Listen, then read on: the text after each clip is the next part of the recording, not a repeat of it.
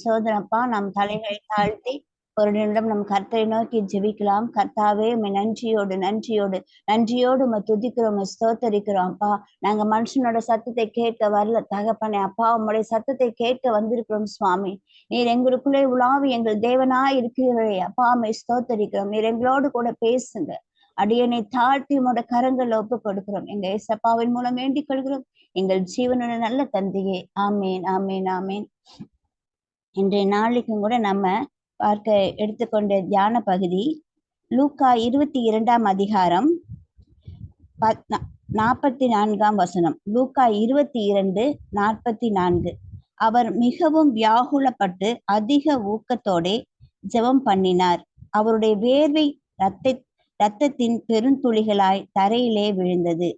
அவர் மிகவும் வியாகுலப்பட்டு அதிக ஊக்கத்தோடே ஜெபம் பண்ணினார். அவருடைய வேர்வை இரத்தத்தின் பெருந்துளிகளாய் தரையிலே விழுந்தது என்று சொல்லி நாம் பார்க்கிறோம். ஆக்சுவலா இன்னைக்கு பார்த்தா நமக்கு சாமல் புதன்கிழமை, அதாவது 40 நாட்கள் இயேசு என்ன பண்ணிடுறார், உபவாசம் இருக்கிறார். ஏன்னா அவருக்கு தெரியும் இந்த மாதிரி நம்ம மக்களுக்காக எதற்காக நம்ம வந்தோம், பிதாவுடைய சித்தத்தை நிறைவேற்ற வந்தோம். அதை நம்ம நிறைவேற்றுவதற்கு முன்பு 40 நாட்கள் அவர் என்ன பண்ணாரு, உபவாசமாய் இருந்தார். வனாந்தரத்திலே அவர் உபவாசித்து கொண்டு இருந்தார் என்று சொல்லி பார்க்கிறோம்.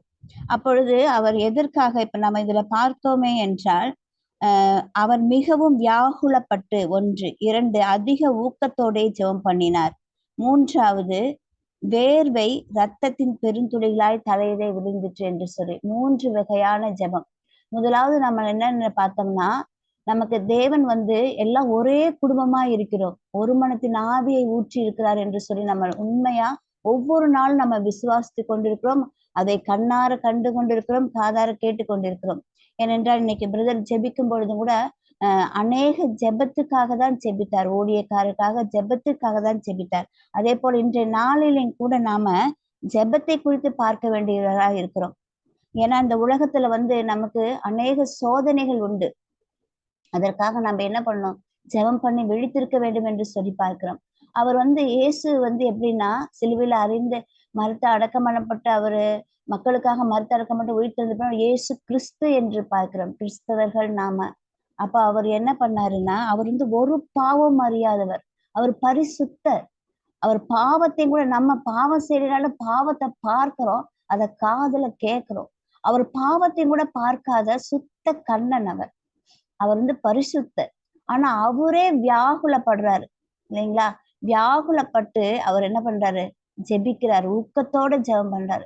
வியாகுலப்படுறதுன்னா என்ன, நம்முடைய இருதயத்தின் வேதனை, இருதயத்துக்குள்ள வியாகுலம், பெருமூச்சின் சத்தம். ஏன்னா அவருக்கு தெரியும், அவர் அப்படியே பரிசுத்த ஆவியானவரால் வந்ததுனால அப்படியே தேவனாவே இல்லை அவர். அவர் எப்படியா மனுஷ ரூபம் எடுத்து, அவர் எப்படின்னா மனுஷனை அப்படியே கர்த்தராவே இவங்களோட கூட இருந்து அப்படியே போயிட்டாருன்னா, அது சரி கர்த்தராய் வந்தார், அவர் எல்லாவற்றையும் தாங்க அவரால் முடியும், அவர்தான் கர்த்தராயிற்றே என்று சொல்லி அவர் சர்வ சிருஷ்டிக்கும் எஜமான நீர், அவருக்கு இதெல்லாம் ஒன்றுமே இல்லை, அவருக்கு பார்வையில் சாதாரணமான காரியம் என்று சொல்லி மனிதர்கள் பண்ணுவாங்க. அப்பவும் அப்படிதான் விரியன் பாம்பின் குட்டிகளை நேற்றைய தினத்தில் நம்ம பார்த்த மதிய வேளையில நமக்கு வார்த்தை கொடுக்கும் பொழுது அதை போல் நம்ம அப்படி இருந்து விடுவோம். ஆனால் அவர் எப்படி வந்தாரா, மனுஷ ரூபம் எடுத்து, மனுஷ சாயலாய், மனுஷன் நம்மளை போல பாடுள்ள மனுஷனாய் அவர் என்ன பண்ணாரு, நம்மளை போல மனுஷீக ரூபமாய் அவர் வந்தார் இல்லைங்களா? அப்ப அப்பன்னா அவர் நம்ம ஒரு கிள்ளுன்னா எப்படி வடிக்குதோ அதை போலதான் அவருக்கு வடிக்கும், நம்மளை அடிச்சா எப்படி வடிக்குதோ அதை போலதான் அவருக்கு வடிக்கும். அப்ப அவருக்கு தெரியும் அவர் எப்படியெல்லாம் அடிப்பாங்க, அவர் எப்படியெல்லாம் துப்புவாங்க, அவருக்கு எப்படியெல்லாம் முள்முடி சூட்டுவாங்க, அவர் எப்படி அந்த அந்த சாட்டையில அப்படியே அந்த ஒரு சவுக்குல அநேக சவுக்கு பிரான்ச் இருக்கும், அந்த கீழே அந்த முடிச்சுல முட்கள் போல ஆணிகள் குட்டி குட்டியா இருக்கும், அதை வச்சு அடிச்சு அப்படி இழுக்கும் போது சதை பிஞ்சிட்டு வரும். அதெல்லாம் நடக்கும்னு சொல்லி அவர் அறிஞ்சிருக்கார், அவர் சகலவற்றையும் அறிந்தவர். அதனால வியாகுலப்பட்டு ஊக்கத்தோட அவருக்கு இருக்கிற பலத்தோட கூட என்ன பண்ணாரா, ஜெபம் பண்ணினார். அப்ப என்னன்னா அவருடைய வேர்வை துளிகள், வேர்வை ரத்தத்தின் பெருந்துளிகளாய் தரையில விழுந்துட்டான். இப்ப நாம என்ன பண்ணுவோம், நாம ஜெபம் பண்றோம் அப்படின்னு சொல்லிட்டு உட்கார்ந்து கொஞ்ச நேரம் முழங்கால் போடுவோம், அப்புறம் முடியல அப்படி உட்கார்றது, அப்புறம் அப்படி கால் நீட்டுறது, இந்த வீரமண்டி போடுறது, அப்படியே நம்ம என்ன பண்ணிட்டு இருப்போம், செஞ்சுட்டு இருப்போம். ஆனா நம்ம ஃபேன் கடியில அழகா வீட்டுக்குள்ள அப்படி உட்கார்ந்து ஜெபிக்கும் பொழுது இத்தனை ஒரு அசால்ட்னஸ், இத்தனை ஒரு சோம்பேறித்தனம், வியாகுலப்படுறது இல்ல, ஊக்கமா ஜெபிக்கிறது இல்ல. ஊக்கமா ஜெபிக்கிற ஜெபத்துக்கு தான் கர்த்தர் பதில் கொடுக்கிறார். இன்றைய நாள்ல நம்ம என்ன பண்றோம்னா உபவாசம் இருக்க போறோம். 40 நாட்கள். நம்ம வருஷம் 365 நாளும் என்ன பண்ணுவோம், காலை நேரத்துல ஒவ்வொரு நாளும் வருஷம் 365 நாளும் காலைல உபவாசம் இருப்போம், நம்ம ஜெபிப்போம். ஆனா இந்த உபவாச நாள்ல பாருங்க, அவர் சொல்றார், உலகத்தின் அதிபதி சோதனைக்காரன் என்னிடத்துல வருகிறான், என்னிடத்துல ஒன்றும் இல்லை என்று சொல்லுகிறார். அவர் சொல்றார். ஆனா சோதனைக்கு அவர் நம்ம முன்ன இருக்க வசனங்களை நம்ம பார்க்கும் பொழுது, அதற்கு முன்பும் பின்பதாய் வசனத்தை பார்க்கும் பொழுது அவர் என்ன சொல்றார், நீங்கள் சோதனைக்கு உட்படாதபடிக்கு ஜெபம் பண்ணுங்கள் என்று சொல்லி. அப்ப இந்த உலகத்துல உபத்திரம் உண்டு, ஆனாலும் திடன் கொள்ளுங்கள், நான் உலகத்தை ஜெயித்தேன். திடன் கொள்றதுன்னா எப்படி? மனுஷன் கிட்ட போய் பேசினா திடன் கிடைக்குமா? இல்லாட்டி ஒரு ஊழியக்காரர், இவர் பிரசித்தி பெற்ற ஊழியக்காரப்பா, இவர்கிட்ட போய் போன் பண்ணி நம்ம பேசி ஜெபம் பண்ணா நமக்கு திடன் கிடைக்குமா? திடன் எங்க கிடைக்கும்? சும்மா ஆறுதலான வார்த்தைகள் கிடைக்கும். ஜெபிக்கிறோமா, ஜெபிக்கிறேன், இல்லாட்டி ஜெபிக்கலாம், அப்படி கிடைக்கும். ஆனா திடன் எங்க கிடைக்கும்? தாவீது தன்னை ஒவ்வொரு நாளும் கர்த்தருக்குள்ள பலப்படுத்தி கொண்டான், தன் திடப்படுத்தி கொண்டான் என்று சொல்லி பார்க்கிறோம். அப்புறம் நம்ம தினம் எங்க கிடைக்கும்? நமக்கு கர்த்தரிடத்துல மாத்திரம் தான் நமக்கு தினம் கிடைக்கும். ஏன்னா அவர் இதெல்லாம் சுமந்திருக்காரு இல்லைங்களா? அவர் எல்லாவற்றையும் சுமந்திருக்கார். அவருக்கு அறியாது ஒன்றும் இல்லை.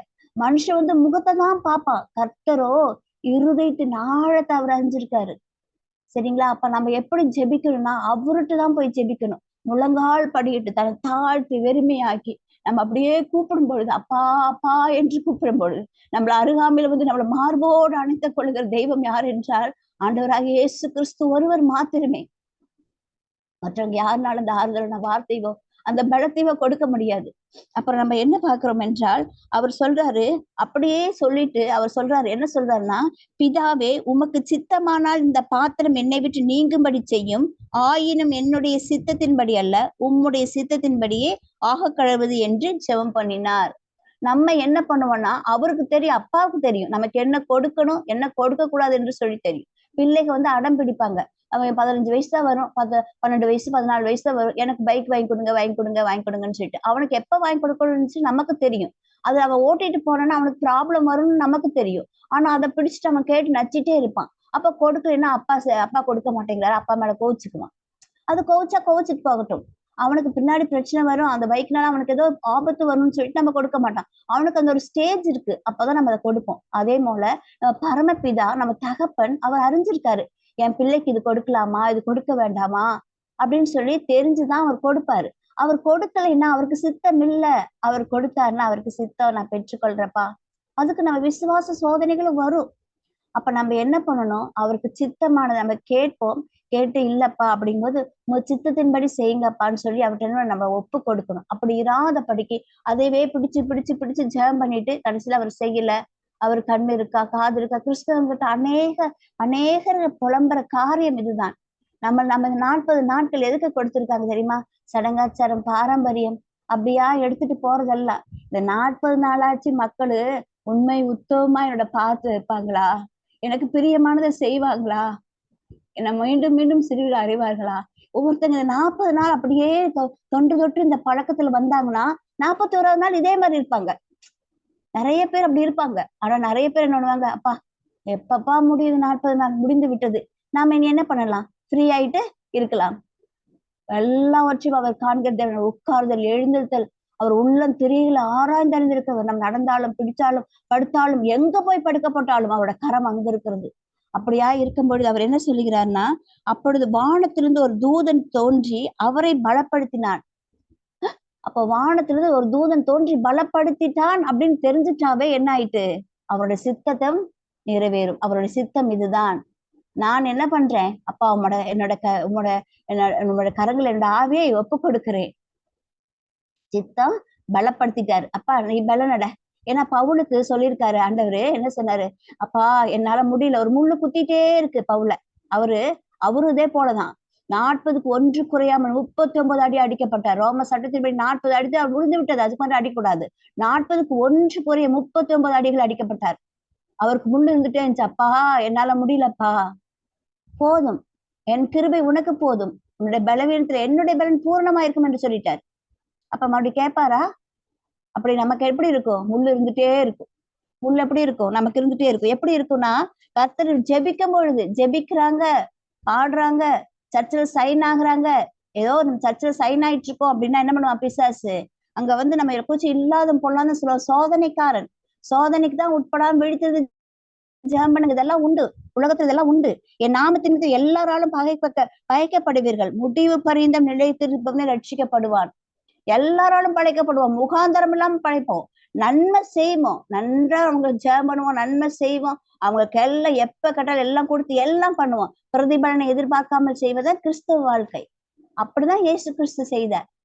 அப்படிதான் அவர் செய்தார். நமக்கு முன்மாதிரியா இருந்தார். அவர் அடிச்சுவடுகளை நாம பின்பற்றி நம்ம நடக்க வேண்டும் என்றால் இந்த மாதிரி ப்ராப்ளம் வரும். உலகத்துல உத்தரம் உண்டு, எல்லாவற்றுக்கும் உத்தரவு உண்டு. அது கர்த்தருக்கென்று எழும்பி ஜெபிக்கிறாங்க, ஓடுறாங்க, அவருக்காக திருப்பி நிக்கிறாங்க. 24 மணி எப்ப பார்த்தாலும் ஜெபம். அது கெட்டு போறவங்களுக்கு நேற்று கூட பார்த்தோம், கெட்டு போறவங்களுக்கு அது பைத்தியம்.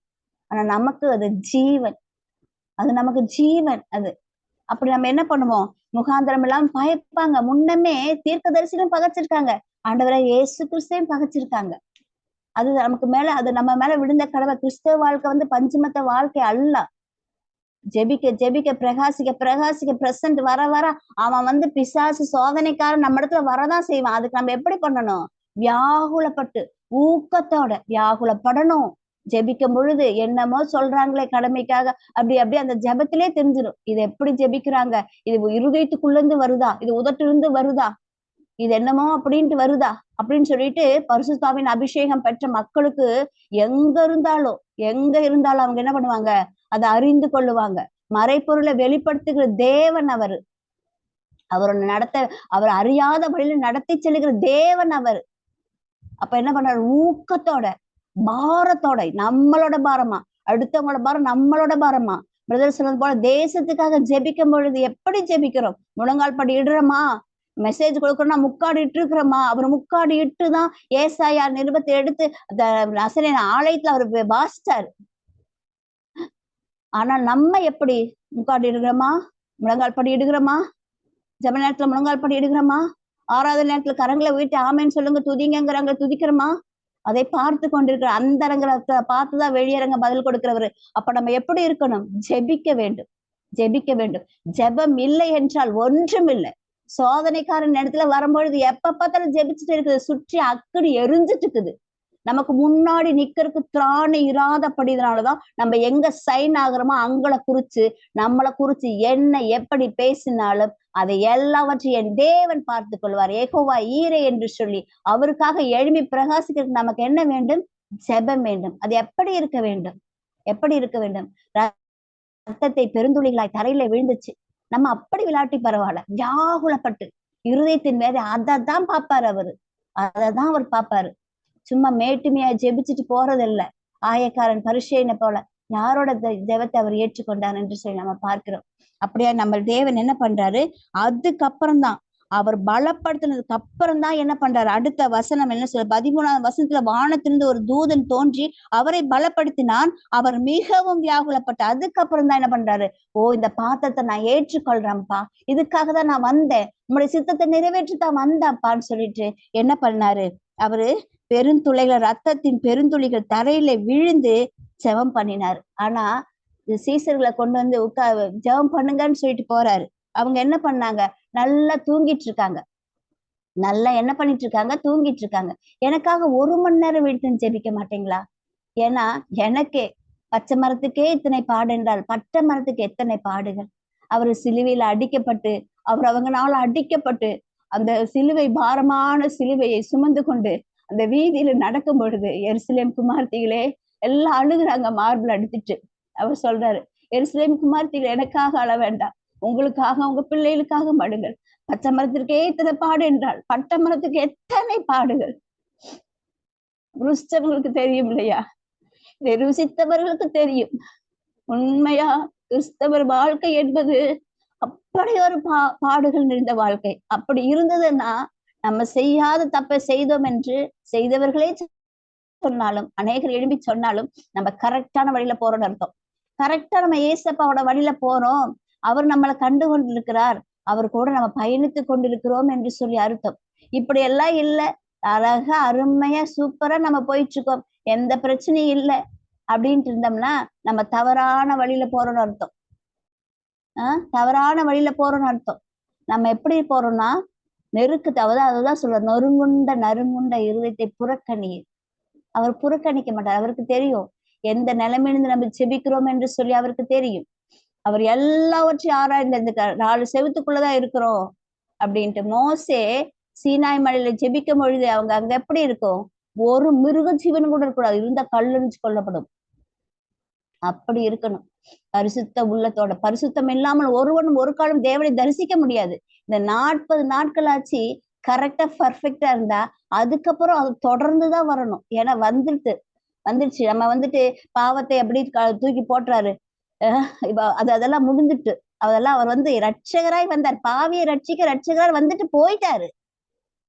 இப்ப மறுபடியும் வர்றதுக்கு வராரு, நியாய தீர்ப்பு ஜட்ஜ்மெண்ட் கொடுக்க வராரு. ஜட்ஜ்மெண்ட் ஃபர்ஸ்ட் எனக்குதான். யாரா இருந்தாலும் ஜட்ஜ்மெண்ட் கொடுக்க வரும்பொழுது, இல்லப்பா நீ கிருபை என்னை எல்லாம் தூக்கி என்னோட முதுகுக்கு பின்னாடி எரிஞ்சிட்டீங்க, கடலின் ஆழத்துல போட்டுட்டீங்கப்பா, ஒன்னும் இல்லப்பா, அதனால நீங்க இப்ப ஏற்றுக்கொள்வீங்களாப்பா? அட கர்த்தாவே, நானு 2000 வருடங்களுக்கு முன்பதாய் நான் அதுக்கு போனேன். அப்ப கடைசி வரையும் நீ 2000 வருஷம் கழிச்சு நீ எண்டுல இப்படி சொல்லிட்டு நியாயத்தீர்ப்புல இப்படி நிக்கிறிய நீனு அப்படின்னு சொல்லி அவரு கேட்க மாட்டாரா? கட்டாயம் கேட்பார். கட்டாயம் அவர் நீதி செய்கிற தேவர். அவர் உண்மையா நீதி செய்யற மனுஷன் எப்படி வேணா நீதி செஞ்சுட்டு போகலாம். ஆனா கர்த்தரோட பார்வையில் நம்ம எப்படி இருக்கிறோம், அதை நம்ம இந்த 40 நாட்கள், இன்றைய நாள்ல சாம்பல் புதன்கிழமை, இன்னைக்கு ஈவினிங் எல்லா சர்ச்சிலையும் என்ன சர்வீஸ் உண்டு. ராபோஜன திராட்சை ரசத்தையும் அப்பத்தையும் கொடுக்குறாங்க. எதுக்கு? இந்தாங்க காட்டி கொடுத்தீங்களே, இந்தாங்க சாப்பிடுங்க, இந்தாங்க இதை உட்கொண்டு பலன் கொண்டு போய் 40 நாட்கள் எப்படி தன்னை காத்து கொள்ளணுமா அப்படி காத்து கொள்ளுங்கள் என்று சொல்லுகிறார். அது போல அவர் கேட்கிறார், நீங்கள் நித்திரை பண்ணுகிறது என்ன? சோதனைக்கு உட்படாதபடி எழுந்திருந்து ஜெபம் பண்ணுங்கள் என்றார் என்பது. அப்படி நம்ம எப்ப ஜெபிக்கணும், எப்படி ஜெபிக்கணும், எந்த நேரங்களை ஜெபிக்கும் போது இந்த தொட்டை நான் அப்படிதான் எலிசபெத்துக்காக செஞ்சார். அந்த எலுமிச்சம்பழம் அது எல்லாரும் அறிந்தவைகளே. அது என்ன பண்ணுச்சு, அந்த எலிசபெத்திட்ட போல, அவன் ரட்சிக்கப்பட்டான். அவர் பெரிய ஊழியக்காரராக இருக்கிறார். அப்படி நம்ம இடத்துல எத்தனை பிள்ளைசினியோ சர்பத்தை மந்திரம் பண்ணி சர்பத்தை கொண்டு வந்து விட்டாலும் அப்ப அதை வாய கட்டிடுறாரு. திரும்ப அதை அவங்களே கொத்து போகும். அடுத்த நாள் ஐயோ சர்பம் பண்ணல, நெருப்பு வச்சிடலாம். அக்கடியில வேகும் பொழுது 4வராய் உலாவுவார். எப்படி? 3 பேர் போடும் பொழுது 4வராய் உலாவுகிறார். Shadrach Meshach Abednego.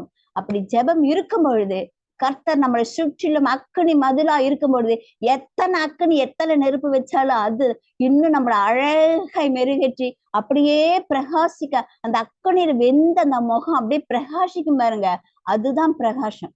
அப்படி நம்ம என்ன பண்ணணும், கர்த்தருக்கென்று வியாகுலப்பட்டு அநேக ஆத்துமாக்களுக்காக, எத்தனை ஆத்துமாக்கள் நாம கொண்டு வந்திருக்கோம், ஆத்துமாக்காக, தேசத்திற்காக திருப்பி ஜெபிக்கும் பொழுது உண்மையாலுமே முழங்கால் படிக்கிட்டு ஜெபிக்கணும், வியாகுலத்தோட ஜெபிக்கணும், ஊக்கத்தோட ஜெபிக்கணும். ரத்த துளிகள் வராட்டி பரவாயில்ல, ரத்த துளிகள் வராட்டி வேர்வை துளிகள் வரணும்ல. ஃபேன் போட்டாலும் ஏசி போட்டாலும் வேர்க்குது அப்படின்னா அவன் எவ்வளவு பாரப்பட்டவங்க ஜெபிக்கிறாங்க. பிரதர் இன்னைக்கு அழகா ஜெபத்தை குறிச்சு பேசுறேன். நான் இன்னைக்கு ஜெபத்தை குறிச்சு பேச வந்தேன். கர்த்தர் ஒரு மணிக்கு நாவியை நமக்கு ஊற்றிக்கொண்டே இருக்கிறார். எல்லாரும் மத்தியில நம்ம ஒரே குடும்பமா இருக்கிறோம், ஒரே சகோதர சகோதரிகளாய் நாம இருக்கிறோம். நம்ம தாயும் தகப்பனும் அவர் ஒருவரே. இந்த காலை வேளையில நாமே ஆராய்ந்து பார்க்கலாம். அப்பா, நான் எப்படி ஜெபிக்கிறேன், எனக்கு ஜெபாவியை ஊற்றுங்கப்பா, எனக்கு ஜெபாவியை ஊற்றுங்கப்பா. உம்மை போல ஜெபிக்கணும். ஒரு நல்ல மேய்ப்பன் தன் ஆடுகளுக்காய் ஜீவனை கொடுக்கிறான். நான் கூலிக்கார மேய்ப்பன் அல்லப்பா. நான் எல்லா ஆத்துமாக்களுக்காக பாரப்பட்டு ஜெபிக்கணும். இந்த ஜெபாவியை ஊற்றுங்கப்பா என்று சொல்லி நம்ம எல்லோரும் கர்த்தரிடத்துல கேட்போமா? அப்பா, எங்களுக்கு ஜெபாவியை ஊற்றுங்க தகப்பனே. எங்களுக்கு இந்த பொண்ணு பொருள் எல்லாம் வீதியில கிடக்கு, கர்த்தரோட வசனம் கிடைக்காத காலம் பஞ்சம் வரப்போறதப்பா. எங்களுக்கு ஜெபாவியை ஊற்றுங்க. எங்களை தாழ்த்தி உங்களோட கருங்கள்ல வெறுமையாக்கி ஒப்பு கொடுக்கிறோம். எங்களை நீங்க எடுத்து பிரயோஜனப்படுத்துங்க. துதி கன மகிமையெல்லாம் ஒரு கேஷ் எடுத்துக்கிறோம். எங்கள் ரட்சகர் மீட்பருமாக இயேசு கிறிஸ்துவோட வேண்டிக் கொள்கிறோம் எங்கள் ஜீவனில் நல்ல தந்தையே. ஆமீன், ஆமீன், ஆமீன். ஆமீன், ஆமீன், ஆமீன். தேவன் பேசின அற்புதமான வார்த்தைக்காய் நன்றி சொல்லி ஆண்டவரை நோக்கி நம்ம மன்றாடி நம்ம அந்த ஜெப ஆவியை ஊற்றும்படியாக இன்றைய நாட்கள் அதுதான் ரொம்ப ரொம்ப தேவையான ஒரு காரியமா இருக்கிறது. ஆண்டவரோடு இணைக்கிற ஒரு காரியம். அப்பாவோட இருதயத்தின் நினைவுகள், எண்ணங்களை, சிந்தனைகளை நம்ம அறிந்து கொள்ள வேண்டும்னா, நம்ம ஜெபத்துல அதிகமாய் தரித்திருக்கணும். ஆண்டவர் என்னோடு கூட பேசிக்கொண்டே இருந்த இந்த காரியம், உண்மையாவே ஆண்டவர் தான் நம்மளுக்கு கற்றுக் கொடுத்து கொண்டே இருக்கிறார். ஜெபம் பத்தாது, நீ பண்ற ஜெபம் பத்தாதுன்றதே ஆண்டவர் பேசுறாரு. ஆமென். ரொம்ப வேதனையா இருந்தது. ஆண்டவரே, இன்னும் எனக்கு டைம் குடுங்க. இன்னும் உம்மண்டை நான் ஜெபிக்கணும். இன்னும் அதிக காரியங்களை உம்மிடத்திலிருந்து நான் பெற்றுக்கொள்ளணும். இருக்கிற அத்தனை பேரும் ஆண்டவருடைய சமூகத்துல இன்னும் கிட்டி சேரணும் அப்படின்ட்டு, அந்த வாஞ்சை, அந்த தாகம், இன்னும் தாகத்தோட ஆண்டவருடைய சமூகத்துல வரணும்னு ஆண்டவர் விருப்பப்படுறார். எத்தனை பேர் நம்ம ஆர்வமா ஆண்டவரை தேடுறதுக்கு நம்ம நம்மை முற்றிலுமாய் அர்ப்பணித்துட்டு வர்றோம். யோசித்து பாருங்க, அந்த கெத்செமனே தோட்டத்துல ஆண்டவர் அந்த வியர்வை துளிகள் ரத்தமாய் ஆற வரைக்கும் எப்பேற்பட்ட ஒரு ஜெபத்தோடு ஆண்டவர் அந்த இடத்துல இருந்திருப்பார். எவ்வளவு வேதனையோடு, கண்ணீரோடு, மாம்சத்துல இருக்கும் பொழுது அடுத்து நடக்கக்கூடிய காரியங்கள் அத்தனையும் அவர் அறிந்திருந்தும் தன்னை ஒப்பு கொடுத்து, பிதாவின் சித்தத்திற்கு ஒப்பு கொடுத்து, அந்த ஒவ்வொரு ஜெபமும் ஆண்டவர் கற்றுக் கொடுக்கிறத பாருங்க. எந்தெந்த இடத்துல எல்லாம் ஆண்டவர் ஜெபித்து, ஜெபித்து, ஜெபித்து நம்மளுக்கு அழகாய் காண்பித்திருக்கிறார். ஒரு முன்மாதிரியை வைத்து போயிருக்கிறார். நீ பிரச்சனை வருதா? ஜெபம் பண்ணு. போராட்டம் வருதா? ஜெபம் பண்ணு. சந்தோஷமா இருக்கியா? ஜெபம் பண்ணு. அற்புதம், அடையாளம் உன் மூலமா நடக்கணுமா? ஜெபம் பண்ணு. ஒவ்வொரு காரியத்திலும் அதிகாலையில எழுந்து நீ ஜெபம் பண்ணு. அப்பதான் அந்த நாளுக்குரிய உனக்கு கிருபை கிடைக்கும். எல்லாவற்றிலும் இந்த ஜெபத்தின் மேன்மையை குறித்து தான் அப்பா பேசியிருக்கார். அதனாலதான் அந்த சீஷர்களையும் ஜெபிக்கும்படியாக 1 மணி நேரமாவது இல்ல, இந்த 1 ஹவர் தான் நம்ம இன்னைக்கும் நம்ம ஆண்டவர் நம்மள்ட்ட கேட்டுட்டு இருக்காரு. 1 மணி நேரமாவது மகளே, நீ என்னோடு கூட இருந்து விழித்திருந்து ஜெபிக்க கூடாதா? ஆண்டவர் துக்கமும் வியாக்குலமும் நிறைந்த மனசோடு நம்மளை பார்த்து கேட்கிறார். கர்த்தராகிய இயேசு கிறிஸ்து தம்முடைய சீஷர்களிடத்துல பேசியது, அவர் ஜெபிக்க சொன்னது, நீங்க யோசித்து பாருங்க. தனக்காக ஜெபம் பண்ணும்படி சொல்லல. அவர் ஜெபிக்க சொன்னது 1 மணி நேரம் ஜெபித்திருந்தாங்கன்னா, ஆண்டவராகிய இயேசு கிறிஸ்துவை இந்த போர் சேவர்கள் பிடிக்கும்படியாக வரும்போது, அந்த சீஷர்கள் பயந்து சிதறி ஓடி இருக்க மாட்டாங்க. மறுதலிக்காமலும் இருந்திருக்கலாம். ஆமென் சொல்லுவோமா? நம்மளுடைய சோதனையிலிருந்து நம்மள காப்பாற்றும்படியாக தான் ஆண்டவர் ஜெபிக்க சொல்றாரு. நம்மளுக்கு விசுவாசம் குறைஞ்சு போயிடக்கூடாது.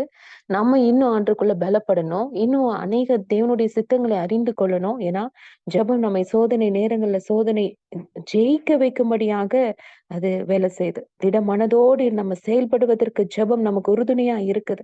வரும் காரியங்களை அறிந்து கொள்ள உதவி செய்யுது. நம்மளை ஒவ்வொரு நாளும் மறுரூபப்படுத்துது. கர்த்தருக்குள்ளாக இருந்து கர்த்தரை அறிந்து கொள்ள செய்து, இன்னும் நம்மளுடைய அப்பா யாருன்றத புரிந்து கொள்ள இந்த ஜெபம் நம்மளுக்கு உதவி செய்யுது. நம்மளுடைய வாழ்க்கை குறித்த தேவனுடைய சித்தத்தை தெரிந்து கொள்ள செய்கிறது. ஆமென். என்ன செய்யுதுன்னே தெரியாம நிக்கும்போது, ஒரு சரியான ஆலோசனையை நம்மளுக்கு ஆண்டவர் நம்ம ஜெபத்தின் மூலமா தான் ஆண்டவரத்துல நம்ம பெற்றுக்கொள்ள முடியும். அது மட்டும் இல்ல, நம்ம ஒருத்தருக்கு ஒருத்தருக்காக ஜெபிக்கும்போது இதையும் ஆண்டவர் அழகா காமிச்சு கொடுத்திருக்காரு பாருங்க. சீமோனே, சீமோனே, இதோ கோதுமையை சுலகினால் புடைக்கிறது போல சாத்தான் உன்னை புடைக்கிறதுக்கு உத்தரவு கேட்டுக்கொண்டான். நானும் உன் விசுவாசம் ஒழிந்து போகாத படிக்க உனக்காக வேண்டிக் கொண்டேன். நீ குணப்பட்ட பின்பு உன் சகோதரரை ஸ்திரப்படுத்து. இதுக்குள்ள போனோம்னா மிகப்பெரிய ஒரு ஆச்சரியமான ஒரு ஆவிக்குரிய காரியங்கள் உண்டு. நம்ம முதலாவது ஸ்திரப்பட்டாதான் பக்கத்துல இருக்கிறவங்கள நம்ம சகோதர சகோதரிகளுக்கு நம்ம ஜெபிக்க முடியும். அவங்களையும் விசுவாசத்துல நிலை நிறுத்த முடியும். நம்மளே இங்க ஆடுகிற இதா காணப்பட்டோம் அப்படின்னு சொன்னா, ஒரு சின்ன புயல் அடிச்சாலும் மழை வந்தாலும் நம்மளே விழுந்து போற நிலைமையில இருந்தோம்னா ஜெபம் பத்தல. அந்த நிலைமையில இருக்கும்போது எப்படி மற்றவர்களை நம்ம திடப்படுத்துறது? மற்றவர்களுடைய விசுவாசம் ஒழிந்து போகாதபடி எப்படி நம்ம ஜெபிக்கிறது? அழகாய் ஆண்டவர் கற்றுக் கொடுத்து கொண்டு போயிருக்கிறாரு. நீ முதலாவது பலப்படு. அடுத்து நீ உன் சகோதரரை ஸ்திரப்படுத்து. அந்த நாட்கள நம்ம நிற்கிறோம். இன்னும் நம்மளுடைய ஜெபமே பத்தாம நம்மளே இன்னும் ஆட்ட காமிச்சிட்டு இருந்தோம் அப்படின்னா, எப்படி மற்றவர்களுக்காக நம்ம ஜெபிக்க போறோம்? ஆவியானவர் இன்று நம்மோடு கூட பேசிக்கொண்டு இருக்கிறார். ஜெபம் செய்கிறவருடைய ஆவிக்குரிய வாழ்வுல பின்வாங்குதல் வரவே வராது. ஜெபம் விசுவாசத்தை உறுதிப்படுத்திக் கொண்டே இருக்கும். பயம் வராது, திகில் வராது. இல்ல?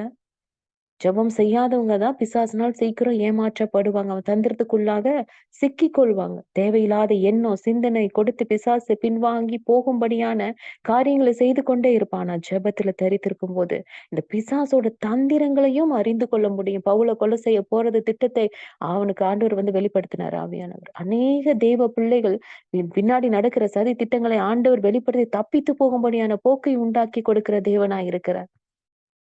ஜெபிக்கும் பொழுது மட்டும்தான் நம்ம அந்த கிருபைகளை பெற்றுக்கொள்ள முடியும். ஆண்டவருடைய சமூகத்துல நம்ம எல்லாரும் ஒப்பு கொடுக்கலாமா? அப்பா, உமக்கு நன்றி ஆண்டவரே.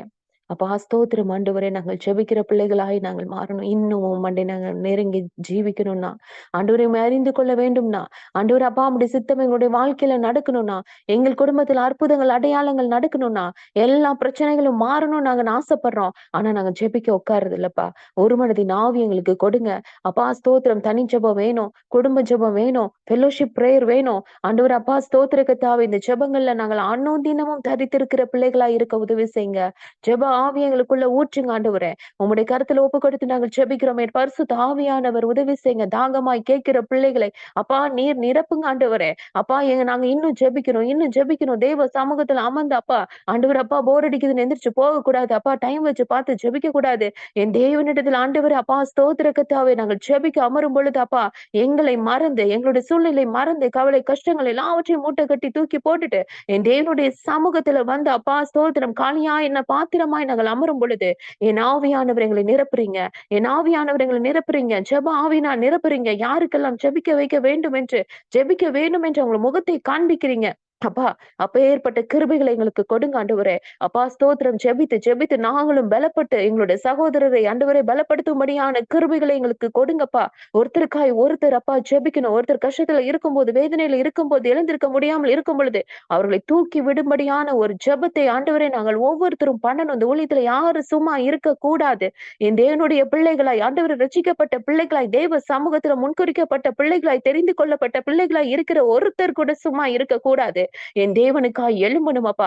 என் தேவனுக்காய் எழும்பணும். வைராக்கியமான ஜெப சேனைகளாய் எழும்பணும். யுத்த சேனைகளாய் எழும்பணும். இந்த கடைசி நாட்கள்ல தேவன் விரும்பும் பிள்ளைகளாய் எழும்பணும் சுவாமி. அப்பேற்பட்ட அக்கினி ஜுவாலைகளாய் நீர் மாற்றுங்க ஆண்டவரே. அப்பா ஸ்தோத்திரம் ஆண்டவரே. யாக்கோபை அக்கினியை போல, யோசேப்பை அக்கினி ஜுவாலையை போல மாற்றின என் தேவாதி தேவன் ஆண்டவரே, எங்களையும் எங்களையும் எங்களையும் அனலுள்ள பிள்ளைகளாய் அபாக்காவாய் ஆண்டவரே அப்பா ஸ்தோத்திரம் ஆண்டவரை எரிந்து பிரகாசிக்கிற விளக்காய், மலை மேல் இருக்கிற பட்டணமாய் ஆண்டவரே அப்பா ஸ்தோத்திர கர்த்தாவே, ஒவ்வொருத்தரை நீர் மாற்ற வேண்டுமாய் நாங்கள் ஜெபிக்கிறோம் ஆண்டவரே. உங்களுடைய கருத்துல ஒப்பு கொடுக்கிற சாமி, எங்களை பார்த்து கேட்கிறீங்க 1 மணி நேரமாவது ஜெபிக்க கூடாதா என்று. அப்பா ஸ்தோத்திரம் ஆண்டவரே, அப்படி நாங்கள் ஜெபிக்காமல் இருந்திருந்தால் என் தகப்பன் இன்னைக்கு நாங்கள் ஒப்பு கொடுக்கிறோம் சுவாமி. ஆண்டவரே தேவனிடத்தில் நாங்கள் ஜெபித்து கிருபைகளை பெற்றுக்கொள்ள, பலத்தை பெற்றுக்கொள்ள, சுகத்தை பெற்றுக்கொள்ள, அப்பா வரங்களை பெற்றுக்கொள்ள, வல்லமையை பெற்றுக்கொள்ள, அபிஷேகத்தை பெற்றுக்கொள்ள அப்பா நாங்கள் அர்ப்பணிக்கிறோம், அர்ப்பணிக்கிறோம். உடைய கருத்துல அர்ப்பணிக்கிறோம் சுவாமி. பொறுப்பேற்றுக் கொள்ளுங்க. எல்லார் மேல இந்த ஜெபாவை ஊற்றி அனுப்புங்கப்பா, நிரப்பி அனுப்புங்கப்பா. ஆண்டவரே அப்பா ஜெபத்தினால ஆண்டவரே எல்லாம் எங்களால செய்ய முடியும் சுவாமி. தேவ சமூகத்துல காத்திருக்கிற பலத்தை கொடுங்க ஆண்டவரே. கிருபைகளை கொடுங்க. எல்லா துதியும் கனமும் மகிமையும் ஒருவருக்கு ஆராதனை. தேவன் மகிமைப்பட்டதுக்காய் நன்றி. ஜெப நேரத்துல அப்பா ஜெபிக்க வைக்கும்படியான காரியத்திற்காய் ஆண்டவரே அப்பா ஸ்தோத்திரம். நீ ஜெபிக்க அழகாய் ஜெபிக்க வைத்தீங்க. நன்றி ஆண்டவரே. வார்த்தையை கொண்டு எங்களோடு கூட பேசினதற்காய் நன்றி. எங்களுக்காய் மரித்த தெய்வம், எங்களுக்காய் ஆண்டவரே சிலுவையில மரித்த தெய்வத்திற்காய் நாங்கள் என்ன செய்கிறோம் ஆண்டவரே அப்பா ஸ்தோத்திரம். ஆண்டவரே நாங்கள் ஜெபிக்கிறோம்னு எதிர்பார்க்கிறீங்கப்பா. இன்னும் அதிகமாய் ஜெப நேரத்துல நாங்கள் தரித்திருக்கணும்னு எதிர்பார்க்கிறீங்க. அதை நாங்கள் முழு மனதோடு செய்யும்படியாக, முழு இருதயத்தோடு செய்யும்படியாக கிருபைகளை தாங்க. எல்லா துதியும் கனமும் மகிமையும் ஒருவருக்கே. இயேசுவின் நாமத்தில் ஜெபிக்கிறோம் நல்ல பிதாவே. ஆமென், ஆமென், ஆமென். சேர்ந்து சொல்வோம். என் ஆத்துமாவே கர்த்தரை ஸ்தோத்திரி, என் முழு உள்ளமே பரிசுத்த நாமத்தை ஸ்தோத்திரி. என் ஆத்துமாவே கர்த்தரை ஸ்தோத்திரி, கர்த்தர் செய்த சகல உபகாரங்களையும் மறவாதே. Amen, amen, amen. Praise Lord.